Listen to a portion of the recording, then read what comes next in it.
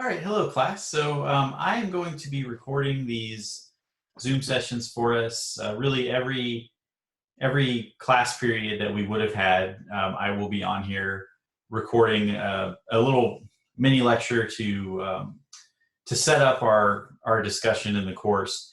So you can attend these. You can watch them later. I will record all of them, and what I'm trying to do with these is just to approximate as best I can the material that I would deliver through a lecture to set things up for us.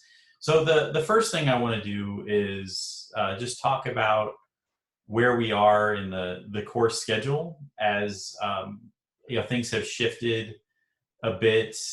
We had a week after spring break that was used essentially to kind of reset our content in a sense and get us all reoriented to this new format. So I have a couple of changes that I'm making based on what's happened. So we have been taking some excuse me. We've been taking some quizzes in class. I moved those back online. I had started the semester with online quizzes, so that won't be a huge deal. And we have two quizzes this week, Psalms and a quiz over Song of Songs as well. So open book, you can use the textbook, or sorry, the Bible for those quizzes, and that should set things up for you pretty nicely. And so that's what we have to do this week. I'm going to build some discussion activities into this as well, and those will appear, and I'll link to them in announcements, and you can participate in those as they come up. So that's that. The next major due date that we have is the journal, due on April 12th. This journal activity. So the journal activity that you're going to be working on is going to involve short summaries of 5 books of the Bible that we've either read thus far or that will be assigned. If you wanted to write one on a book we didn't cover in class, I'd be okay with that too. But these should be response papers. So you're gonna summarize the book of the Bible, and you're going to offer some perspective on it as well. So that will be the focus there. Okay, so that just kind of is just gives you a sense of the course structure. We have this essay that we're working on too, on the literary adaptations, going to be due on May 3rd. So you'll need to be thinking about that as well. This is a 4 to 5 page critical essay that is going to look at an adaptation of the Bible. You're going to compare it to its source material. So you'll need to be thinking about that as well. During the month of April, I'm going to ask for a draft of that project, and that will give me an opportunity to see your approach, your progress, etc. So don't let that assignment kind of escape your notice. And then we will have a final exam. The final exam is going to cover material that we covered after the midterm. So everything from this week to the end of the course. That's what we're going to cover on that. Okay, so that kind of gives us a quick summary of where we are. So you'll have the quizzes online. I will have some discussion activities that I will post that will show up as announcements that you'll work on as well. And those are going to be based on these lectures. So after you review the lecture, you're going to provide a response to really, any of the material I covered. They'll have some kind of open-ended questions looking for your perspective on the material that we're working on. So I'm going to cover Psalms today. And my approach here is to just give a kind of overview of what they are. So the Psalms were part of a section of the Hebrew Bible called the Ketuvim, Ketuvim, and this is the third section of the Hebrew Bible, and it comprises part of the Christian Old Testament.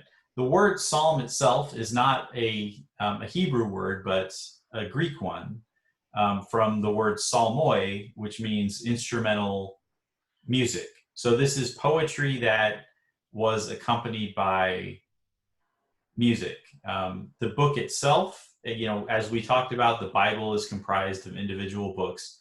And this book is an anthology of these poems, 150 of them. And many of them are linked to David, that David composed these poems. And that's the traditional authorship, although modern scholars don't tend to accept that. Okay, so the Psalms themselves are divided into 5 sections, and these were probably introduced in the Torah, so it was kind of a later division. And so you have books 1 through 5. For example, book 1 is Psalms 1 through 41, and then it's divided more or less equally between the 150. Now, there's different numbering systems for them, depending on Hebrew numbering or Greek numbering. So it kind of depends on the edition of the Bible, and there's a lot that can be said on that. I mean, for our purposes, we're more interested, I think, in the content of them. And for example, Eastern Orthodox Church includes 151st Psalm. There are a couple of versions that include up to 155.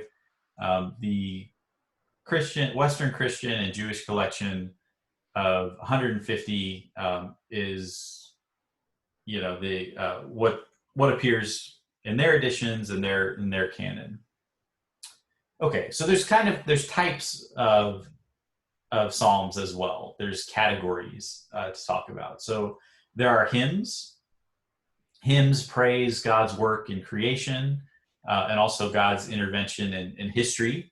So if we think about all of the Bible that we've covered thus far, how much of it involved God intervening on behalf of the Israelites to steer them towards some kind of victory. So hymns address issues like that, or creation in general. There are then communal laments. These are laments of some kind of disaster. So a disaster that affects everybody. So those they'll address God. They describe suffering. They'll curse the party responsible for the suffering. They'll petition for divine assistance. They'll talk about faith in God and anticipation of response, and then they'll thank God for intervening on their behalf. So it's this pattern of processing a disaster, of processing grief.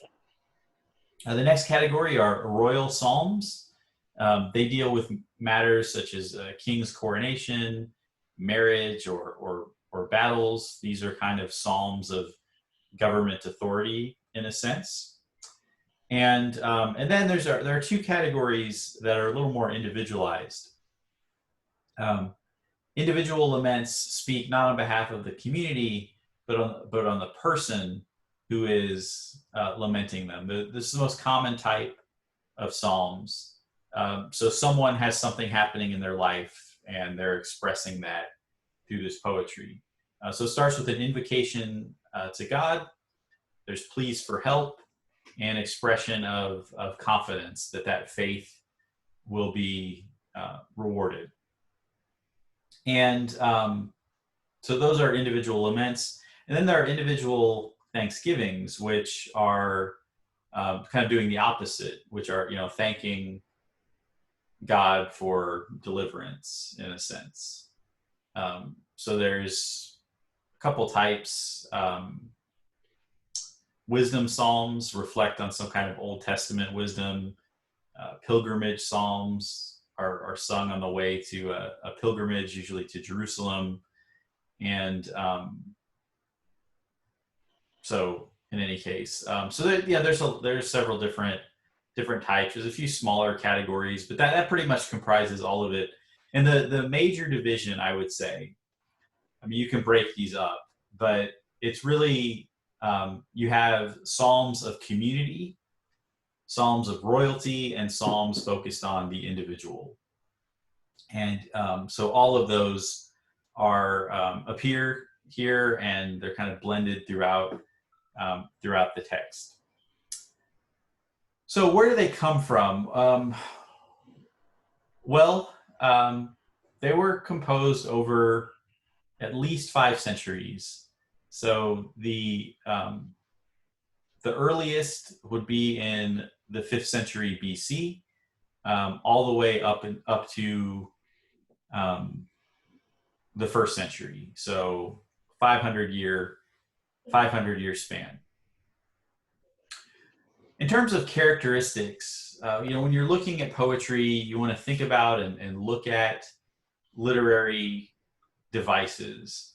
And for these, some of the characteristics of them are parallelism. So parallelism establishes symmetry within poetic lines. So an idea is developed through its restatement. So just as an example, this is Psalm 27. The Lord is my light and my salvation. Whom shall I fear? The Lord is the stronghold of my life. Of whom shall I be afraid? So those lines, not only do they repeat the phrase the Lord is, but they have this statement question pattern that is repeated there. So that's an example of what's called synonymous parallelism. You then have an example of something called antithetic parallelism, which expresses opposites. So this is from Psalm 78. And he led them in a cloud by day, and all the night by a fiery light. So day, night, opposed to each other, brought, those two opposites are brought into close proximity. And then you have what's called expansive parallelism. 2 clauses express an idea of amplifying the first claim. My mouth is filled with your praise all the day with your lauding. So again, it's an expansion of the idea, my mouth is filled with your praise, and then all the day with your lauding. So it's a repetition of an idea, it's a reflection on it, and goes from there. Okay, so themes. As I've said, I mean, most of them praise God. They look for God's power and his beneficence. They're thankful for creation of the world, thankful for deliverance in some way. Some are really trying to reconcile and understand why bad things happen, why they're made to suffer, why struggle, why isn't God helping them? And there's a kind of faith there that even in kind of the worst times that God will intervene, and their faith will be rewarded.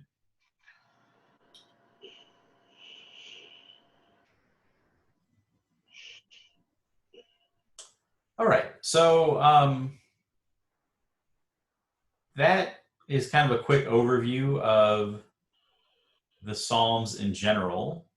I want to take a minute to go over one, and I'm going to focus on Psalm 11, and then I'm going to be asking you to participate in a discussion board that I'm going to post today with this recording that is going to ask you to do kind of the same thing as what I'm doing here. So okay, so Psalm 11, and this particular psalm is strongly individual. It's a kind of personal testimony of persecution. It's a response to a crisis. So I will go ahead and read from it. In the Lord I take refuge.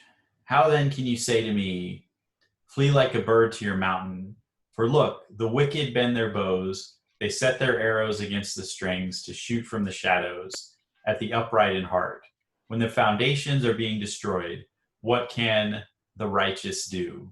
So, first stanza, the speaker is saying that I don't understand why the Lord, who I'm faithful to, is telling me to run away. Why can't the Lord help me defeat the wicked, defeat my enemies?